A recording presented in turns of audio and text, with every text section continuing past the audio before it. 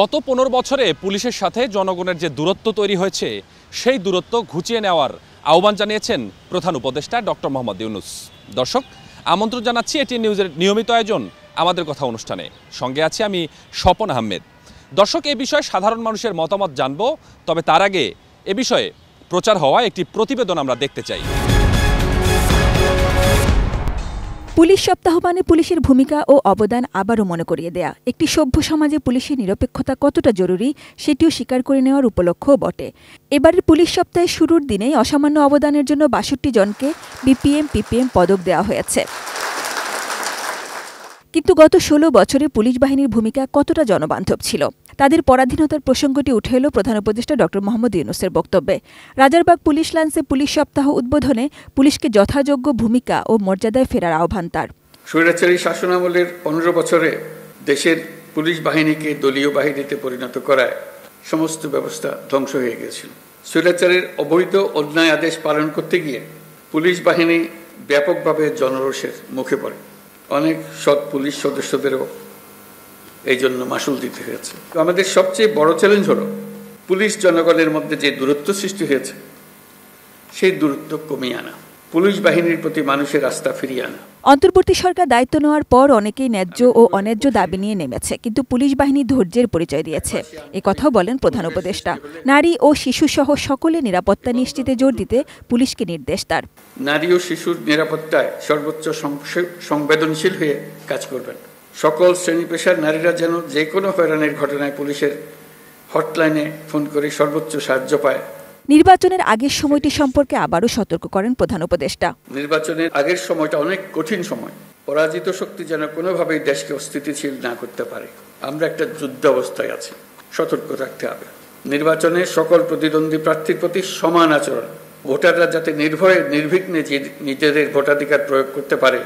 সকল চাপ সামলে সুষ্ঠু ও নিরপেক্ষ নির্বাচন আয়োজনে ভূমিকা রাখার নির্দেশ সব পর্যায়ের পুলিশ সদস্যকে। ভবিষ্যতে কখনো যেন পুলিশ বাহিনীকে দলীয় বাহিনী বা অন্যায় কাজে ব্যবহার না করা যায়, তার জন্য একটা সুষ্ঠু ও নিরপেক্ষ নির্বাচন অত্যন্ত জরুরি। কোনো ব্যক্তি যদি অন্যায় বা অনিয়মের মাধ্যমে নির্বাচিত হয়, সে ব্যক্তির দ্বারা ন্যায় প্রতিষ্ঠা সম্ভব নয়। নিশ্চিত করুন যাতে কারো দ্বারা ব্যবহৃত না হন।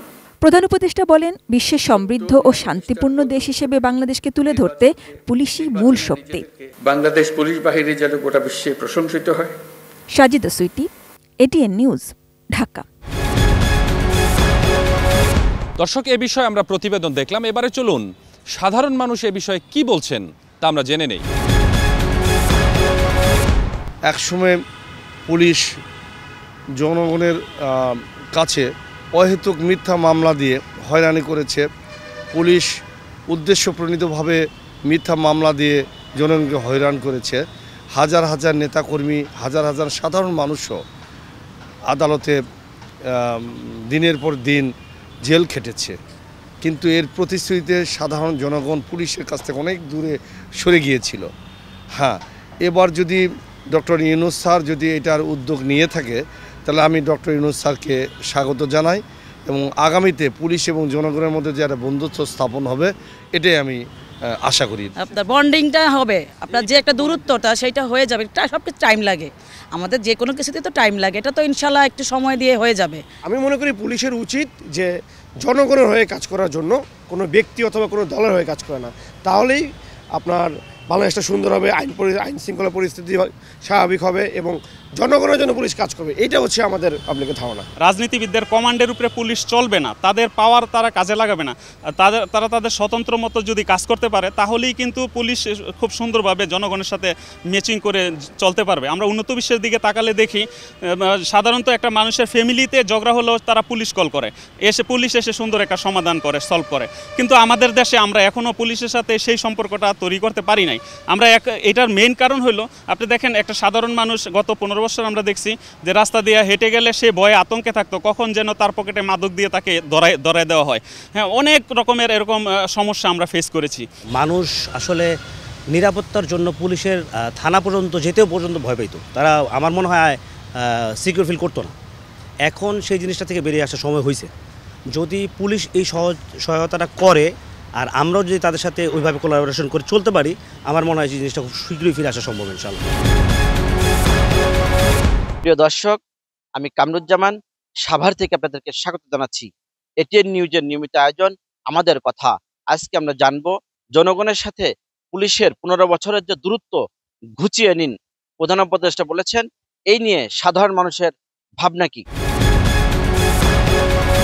পুলিশ প্রশাসন একেবারেই প্রান্তিক থেকে শুরু করে সর্বোচ্চ পর্যায়ে পুলিশের মানে তাদের অবস্থান রয়েছে।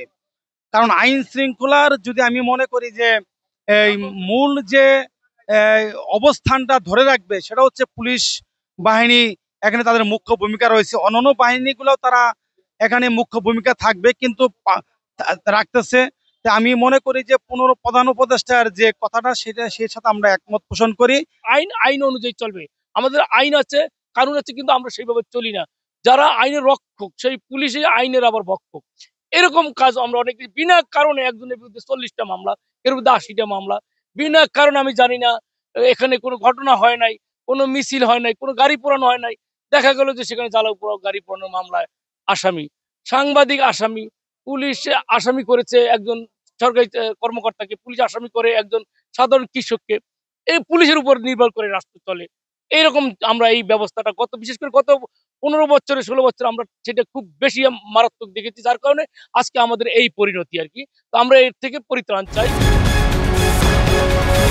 জনগণের সঙ্গে 15 বছরের দূরত্ব ঘুচিয়ে নিন, পুলিশ সপ্তাহে পুলিশদের উদ্দেশ্যে বলেছেন প্রধান উপদেষ্টা। এ বিষয়ে আমাদের কথা অনুষ্ঠানে খুলনা থেকে সঙ্গে আছি আমি মোহাম্মদ অসীম। এ বিষয়ে কি বলছে সাধারণ মানুষ? পুলিশ যখন পুলিশে আসে তখন কিন্তু দেশ এবং জাতির প্রতি দায়বদ্ধতা থাকে। তো তাদের যদি সেই দায়বদ্ধতার জায়গা থেকে উন্মুক্ত করে দেওয়া হয়, তাহলে আমার মনে হয় যে সাধারণ মানুষ এবং পুলিশের সাথে এই দূরত্বটা মিটে যাবে। সাধারণ মানুষ তার জীবনের নিরাপত্তা পাবে, সাধারণ মানুষ সুখে থাকবে, এবং পুলিশ কিন্তু তাদের যে চাকরিটা তারাও কিন্তু সেটা স্বাচ্ছন্দ্য স্বরূপ করতে পারবে। পুলিশ সাধারণ কারণে, সামান্য কারণে মনে করেন অনেক হ্যারাস করে, যেরকম মনে করেন আমরা গাড়ি ঘোড়া চালাই, আমাকেও হ্যারাস করে। তার জন্য পুলিশের সাথে আমাদের সাথে একটু দূরত্বটা অল টাইম অলওয়েজ থাকে। 15 বছরের দূরত্ব বাড়ছে বলতে আমি তো দেখতেছি এখন আরো দূরত্ব বেশি বাড়ছে। এখন যা হচ্ছে বর্তমানে, এখন তো পুলিশকে কেউ মূল্যায়ন করতেছে না। আসলে পুলিশ জনগণের বন্ধু, তাদের হওয়া উচিত বন্ধুর মতোই। তারা যেন জনগণ যেন তাদের কাছে গেলে সার্ভিসটা সুন্দর পায়, ভালো পায়, বন্ধুসুলভ আচরণ পায়। হ্যাঁ, তাদের যে বিগত দিনের যে কর্মকাণ্ড, অন্যায় অত্যাচার, এটা তারা বন্ধ করে তারাও স্বাভাবিক কাজকাম করুক, জনগণের যেন স্বস্তি পায়। দর্শক, এই ছিল আমাদের কথার আজকের বিষয়। এতক্ষণ আপনাদের সঙ্গে ছিলাম আমি স্বপন আহমেদ। আবারও আপনাদের সঙ্গে দেখা হবে নতুন কোনো জায়গা থেকে, নতুন কোনো বিষয় নিয়ে। ততক্ষণ পর্যন্ত ভালো থাকুন, সুস্থ থাকুন, আর দেখতে থাকুন এটিএন নিউজ।